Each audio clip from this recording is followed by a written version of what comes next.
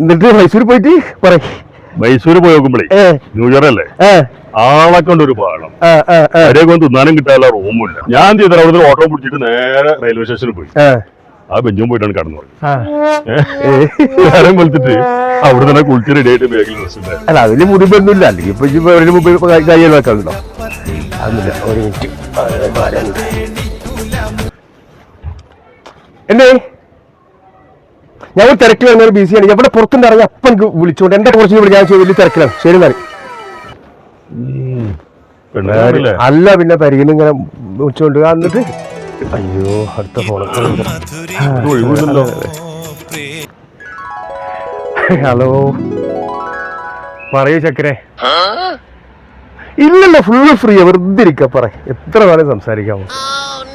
എന്ത് ഇന്നലെ വിളിക്കാഞ്ഞേ?